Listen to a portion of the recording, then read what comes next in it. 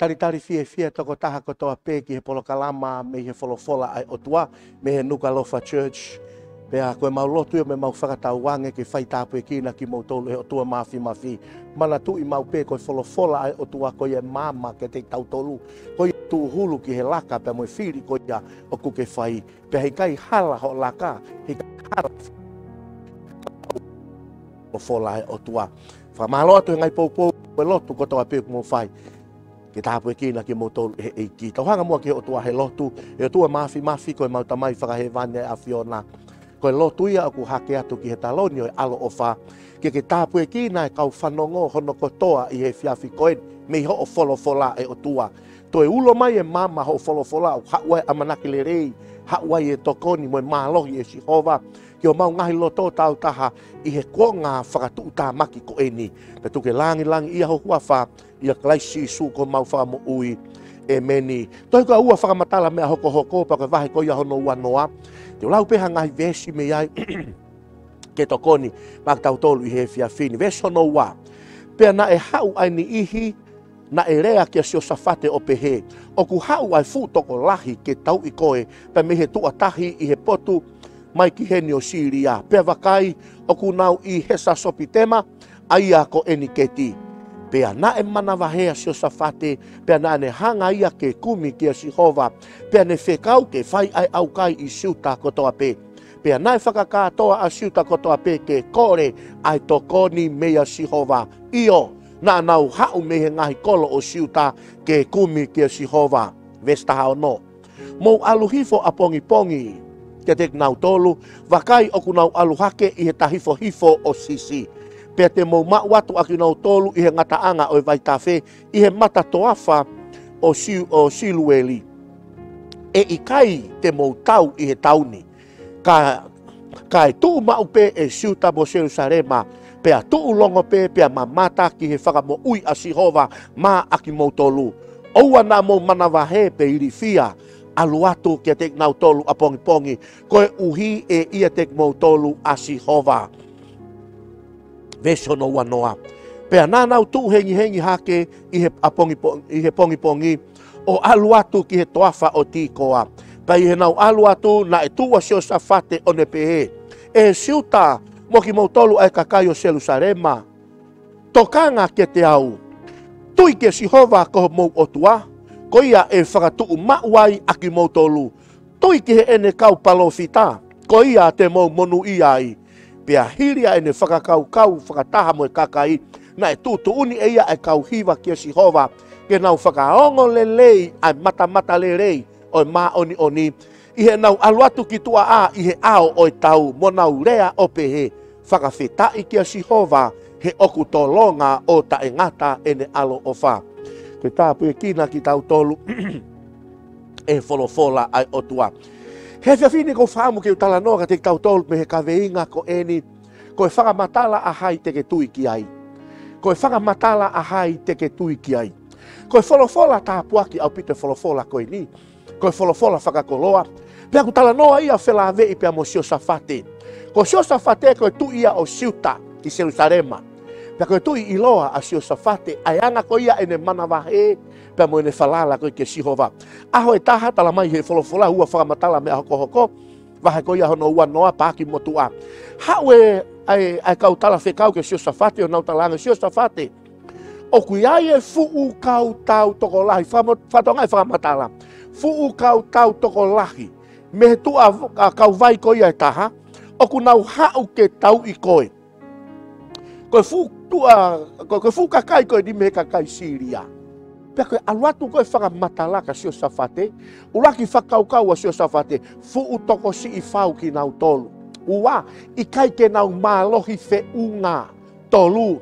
I kai ke nau iloi e ki nau tolu koe ha toi founga ke tau I aki. O koe mui lele I he ku vahe folofola.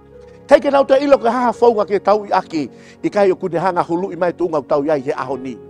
Tunga kong tau iahe ahoni whaka-ekonomika, I he tuunga whakaako, I he tuunga whakamoui lerei. Ngahi tunga kehe o ku tau iai, kai ke tau kei lava mata tafi, ai mea koe fie mau, ai mea koe whaingataa, ai mea koe palo parema he ahoni. Pea kua tairi e loto e kakai toko lahi. Fai tu uni rewa e toko lahi ko uhiko e nau mana wahe pea mo e nau irifia. Ka koe ku fehu i. Ko e whakamatala a hai te ke falala pe te ke tui ki ai. Oku mahu inga au pito. Iai e toko taha ia, kone tala noa na e pehen. Na e pehen e whakaamu ne visone ke ngou e lahi tongan.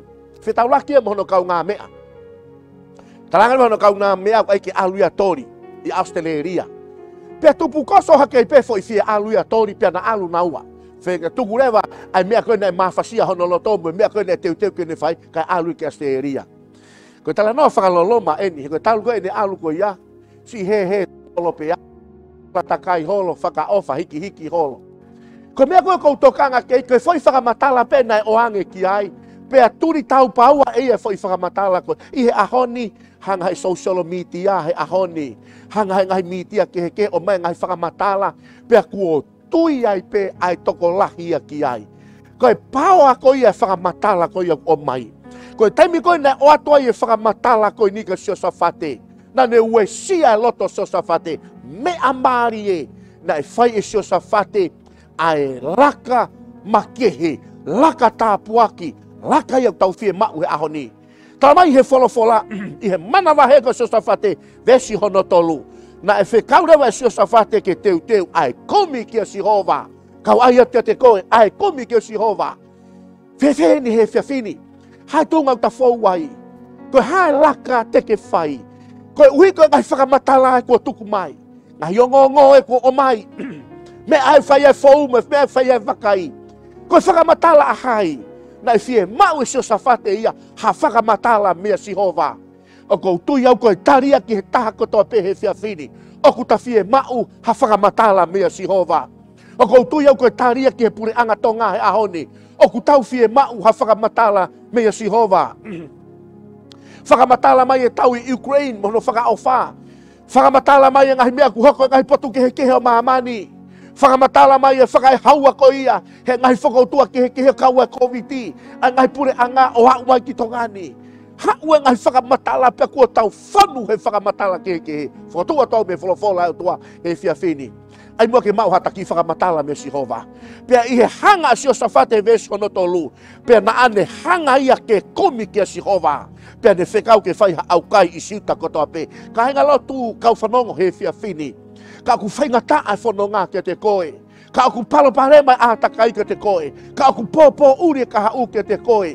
Whai moha ki whakaukau ke hanga au kumi ki a Sihova. Ke omi ha whakamatala me a Sihova. Tala mai he wholofola whakakatoa whakataha e sio safate a siuta kotoa pe. Pea haua sio safate ke nau hanga ke kumi ke Sihova. Ka hinga ka pau te lava ke aluma toko taha. Tala mai he wholofola mālohi ange ua he taha. Toi mālohi ange tolu he ua. Ka pau te aluma toko toko ua pea. Ke whaiha hanga o kumi ke Sihova. O i kaito e veiua wholofola he pōni. E omi e Sihova e whakamatala ke te koe. Koe whakamatala i kuna. Koe whakamatala i tāri. Koe whakamatala amanaki le rei. Tala mai he mana wahe koe sio safate. Pea omi e Sihova e ne whakamatala. Na he omi e Sihova e ne whakamatala he ne kaupalo fita. Omi he ne palo fita pau tala mai veso no taha no pa koe whakamatala e. Mou alu hifo a pongi ke teki nau tolu. Me kai ki fia alu a sio safate ia. Ka koe whakamatala ni a Sihova ka sio safate. Mana wahe a sio safate ia. Ka na whakamatala ange. Ai palo fita ai otoa sio safate. Mou alu hifo a hengi hengi. Mou alu hifo mo to o whakawhita ulaka teki nau tolu. Toi hoka te veso no taha fitu e whakamatala mai ko ia ai otoa. Ke sio safate siuta mo isileri kotoa pe. Veso no taha fitu. E i kai te mou tau i he tauni. Kai tuu mau pe. E siuta mo Jerusalema. Pea tuu longa pe. Pea mamata ki he whakamo ui a Sihova ma a mou tolu. Whakai ke whakamatala ai otua. Ko whe whakamatala te ki tui ki ai. He ngai whakamatala ua ahoni tala mai ko koe osi. Osi amanaki ki te koe. Pe hao koe me family ki kai ke sai. Family kovi. Na ke tupu hake koe ia, na kai te ke tupu lelei. Na ke tupu kovi koe, hu whanga he whakatapu. Ko koe pehe mo pehe. Ko tūnga whakasino o ku pehe mo pehe. Hanga mai ka uato e whakamatala wholofola ai otua ke te koe. Koe whakamatala koe wholofola ai otua ke te tautolu. Ne tala mai, e siuta mo Jerusalema. Mo tuu longa pehe, pea mamata ki e whakamo ui a Sihova ma mo tolu. Koe whainga whakamatala ia kou whakaamu au ki ai. Koe whainga hongo, me whainga reo, whainga niusia ko whakaamo au ki ai. Talamai he wholofola. Mo mamata ki he whaka mo ui a Sihova maa mautolu. Kai ke uwhia mao e whaka mo ui a Amerika. Kai ke uwhia mao e whaka mo ui a tangata. Whia mao e whaka mo ui a Sihova. He talamai ko e whaka mo ui a Sihova ini. Oua na mo manawa he pe irifia. Aluatu ke te nau tolu a pongi pongi. Koe uhi e ia teki mo tolu a Sihova. Ka inga, ka pau e si tu a ho family me te koe. Ka pau e si tu a ho ngahi paheni mo kau ngā me a. Pe hange koe ki hiva wha ngawe aki i he lotu. Pe na mo hoko o wha ngā ka pau tene si tu a eiki kei tatau ai pe. Te ukei mui mui pe au ia te koe. O mo oni nai rea ko ia. Hae uhenga ufuvi viri pe he mui mui ke Sihova. He ku mahino koe whakamatala ia whalala anga. Koe whakamatala ia o ku pau taha. Koe whakamatala ia whai mo ui mo monu ia. Au ki wheu ia kia te koe. Te ke mau ha monu ia me whakamatala ku ke whakawhanongo ki ai. Te ke mau hatari me he whakamatala ko ia. Te ke fia pe mo ui whakamatala o ku ke whanongo mau pe ki ai. Ka pau kui kai whatua tu rewa e au e whakamatala e wholofola e o tua. Mala tui ko tu ko niu nau mate ko toa pehe mana wahe. Ko nau tu ko toa ko niu nau tairi iri ko toa pe. Hange tof pe ko ki tau tolu. Taimi pe ko whakahene hene mai e COVID-19. Tangi taha toi hono api. Whanonga he ngai tala noa mo no ngai o ngongo. Ia si familia taha nau loka pe ho nau keiti. Pe ko hau ko ha tufa mai e pila. Pe ko maha se niti ka nau tolu. Whaamire mila tau e ha i he matapā ko ia i hala tuko he aho e tolu. Ko e hanga ia ngai whakamatala nau tui kai mea whakafoi tui pia ki nau tolu. Kau tala noa tahe whakamatala koe ni ai otua ia kia Siosafate, siuta mo Jerusalema kotoa pe, whakafou mai he ene palofita, e siuta mo Jerusalema, mau tūlonga pe, pea mamata ki he whakamo ui a Sihova maa mau tolu. Ko e ku whakaamu ia, ki he whakamo ui whakaekonomika a Sihova maa ki tau tolu, ki he whakamo ui whakae atamai pe ko he ako a Sihova maa ki tau tolu, ai whakamo ui a Sihova tapa pe, ai whakamo ui whakasino, ai whakamo ui whakalau maharie a Sihova ka te tau tolu kainga. Koe una loto e mo whakaamu koe e mo uini. He koe ne hoko mai koe whakamatala a Sihova. Koe whakamatala uluaki, koe fukau tau toko lahi au pito. O kui kai lava ia ke tau i Siosafate, kai ke tau i kona ki tau tolu, kai ke tau mau e malohi, kai ke tau mau e iwi, kai ke tau mau e poto me tau ke i. Kau ai e tau ia tau e wholofora, pero ai mai ke haa. E nau toko lahi. Ai mai ke hae nau whangairifia. Tunga tātāne wholofola he o tua. Tala mai Siosafate. I he ne komi ke Sihova. Na rei oho vare pe ko tupu koso mai e whakamatala he o tua. Rei ke oho vare pe whatupa ke pe kulaki e whakamatala. I kai. Tala mai i he ne hanga ke komi ke Sihova. Kau ai ate te koe. Ka pau ku ke tuku hau sia, o kia ho to tonu mea Sihova ke monu ia. Ka pau ku ke ngali tau mua varea, o kia ho to tonu mea Sihova ke amanaki re ke monu ia. Pea ka pau ko ia, pea piheni rewa ia. Kumi ke Sihova. Hanga holo to o kumi ke Sihova. Ko haku ta kumi he sousolomiti ia. Haku ta kumi he ngai mea ke lau houa. Lau houa pe ta kumi hei. E ke atu pe ke hae fuoloa kumi ke Sihova. Minite tolu. Pe ke whakauta ai ke whanongo ai ke ha whakamatala a Sihova ke te koe. I he kumi toto aki a Siosafate ke Sihova. Pe haongo mai rea Sihova talange Sihova. Te mau mamata ki he whai whakamo ui a Sihova. O wana mau manawa he pe irifia. Kaina. Aluatu ke te nau tolu a pongi. Koe uhi e ia te mau tolu a Sihova.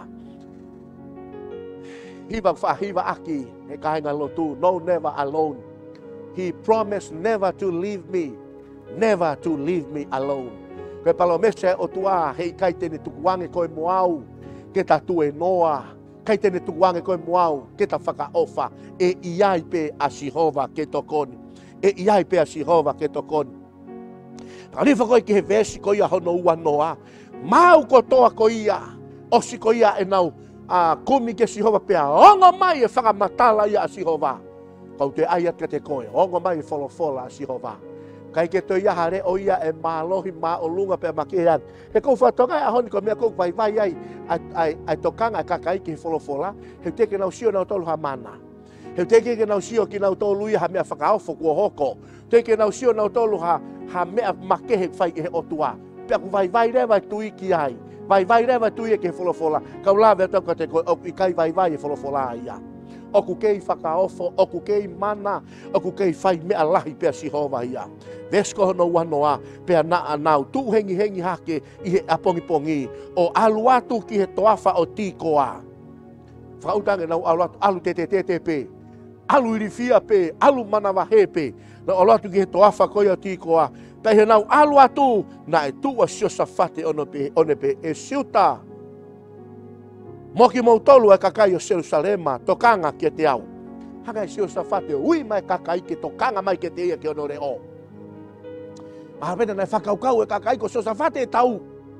Havena whakaukau e kakai ko Siosafate te hanga taki mai e tau. A beatu rewa Siosafate ka ki nau tolu. Uluaki, tui ke Sihova ko ho mou otua, ko ia e whakatu mauai aki mou tolu. Ko e whekau ia mak tau tolu he ahoni. Tui ke Sihova ko ho mou otua, ko ia e whakatu mauai aki mou tolu. Ke ilo mea kou o mai he kau palo fita, ilo mea kou o mai he kau whai whekau me kau malanga. O te ke tui mo ke to'onoa ia. Ka ke whakapapau i oku tonu me he folofola ai otua. Whakapapau i oku tonu me he folofola ai otua. Tui ke Sihova ho mou otua, ko ia e whakatu mauai ki mou tolu. Ko hono ua talangi Siosafate. Tui ki he ne kau palo fita, ko ia te maumonu ia ai. Tui ke he ne kau palo fita. Kau ki toko ni atu e ria koe ni ka te koe. O te ke tui ke palo fita ko toa pe. He tala mai ka te tau tolu he folofola ia ai otua. Reaksione, pia koe vahe ko ia hono whaa. Reaksione pia koe vahe hono whaa, vesi hono uluaki e ka inga o feina. Oua na atui ki he laumari e ko toa pe, kai ahi e ngahi laumari e. Pe oku oe otua aki nau tolu, koe uhiuk toko lahi e kau palo fita loi. Oku aluatu ki mahamani. O ke loi mea teke ilo e palo fita loi, uluaki, teke ilo e ko ia oku kehe ia mehe folofola ai otua. E kehe e ne whakamatala ana ia, pe aku peheni ia, mimio e folofola ai otua ke hongo marie. Mimio e folofola ai otua ke hongo uhinga lelei i kai. Ke ilo folofola ai otua kehe peia. Sio ke mene awange koe e Siosafate. Mou tui ke Sihova, ho mou otua, ko ia e whakatu mauai ho mo ui, pono ua. Tui pe ke ne palofita, kau palofita pe koe oku nau o mai e folofola totonu ai otua. Oku i kai ke toi mioi, oku kai ke toi kape hufanga whakatapu. Oku i kai ke toi oku hau hanga tonu. Pe kono tāpua ke ne rea kau palofita. Sio ke mea koe nei oange whakamatala koe otua. I e folofola koe o e fiafini. Talange e otua ke ne kau palofita. Talanga ki nau tonu. Hei kai ke mua mai kau tau, yaha tau. Ko tuia koe lau e ni koe ai kakai e ahoni me kau lote ahoni. Fie poto, mai kau sotia, mai kau senia reki mua, he ko nau tolu, to tolu ke teke mua mai he tau, he nai ave nau tolu tureini mo ako i ke nau poto he tau. Tuku ho mo fie lo tu mo fie poto, ave pe, mo tau nofo ho mo tafa akil whalo tu nofo mauai. Kai tuku mai e kau sotia ne alu ako tau ke nau mau tau. Ka pau ne tuku te kau sotia ne alu ako tau, he mea whakaori mo ni tau ko ia. He koe whakamatala ni o tua ia, i he ne kau palofita. Tuku mai e haari vai ki mua, tuku mai kau whakawheta i, pia koe rea ni te nau ngau e aki. Whakawheta i kia Sihova, he oku tolonga o ta e ngata e ne alo ofa. Whakawheta i kia Sihova, he oku tolonga o ta e ngata e ne alo ofa. Whakawheta i kia Sihova, he oku tolonga o ta e ngata e ne alo ofa. He kiai hatau e pehe. He kiai hatau e o atu ia whakawheta i, kai tuku e tau mo here taa, kai tuku e pā mo tau whanā mo hau. Ei, kau ai atu e koe, koe whakamatala Sihova, whakamatala whalalaanga, whakamatala pau, whakamatala tuuloa ia. Hie nau, hiwa koe e whakawheta nau, hiki e whakawheta i te olunga, na e tau tā mate pe whiria te nau tolu, au hako toa pe ki nau tolu e ki nau tolu, kai hiki pe whakawheta i ia. Whakamatala hai te ke tui ki ai, te uatau ka te koe, tui mua ke whakamatala wholofola e otua. Tui mua ke kakai, nau uatu pe ai whakamatala me wholofola, au kai ke toi hui, kai ke toi mix, o kuatu hanga tonu pe ai wholofola e otua. Tui mua ki ai. Ko te ai atu e te koe. Tui mua ke wholofola e otua. Ke leka pa te ke tui ke wholofola e otua. Kai kia hatu e palo pare mai ia. He kai ke te iaha mea pehe ia hoko kia koe. Ka pau te ke tui ke wholofola e otua. Whakamaha opo opo. Mana wahea Siosafate he o ngongo na whakamatala na mai he tangata. Hanga rewa Siosafate kumi ke Sihova. Pea omi whakamatala Sihova. Na ane hanga o kumi ke Sihova. Pea koe whakamatala koe ai otua na makehe. Mo tui mo tau ke Sihova, he koia hau mea mo whakamo ui. Tui ke Sihova, he tene whakamama koe, he laka mo whiri te ke whai. Tuku mua ke tāpu e kina koe, i he mama o i folofola ai o tua i he fiafini. Ko i whakamatala ia ke tatui, te tawhalala ki ai he kuanga whakaosini. E o tua mafi. Hoko mai ho tāpua ki ho whakamo ui ki ho kakai a i he aho koen me fiaf koen. Tāpua kina o toke tau lo fuu ia si sukalaisko ho alo pea ko mau whakamo ui. E meni, God bless. Peace. Tuku e patata ka whai ke lau atoi ka pū.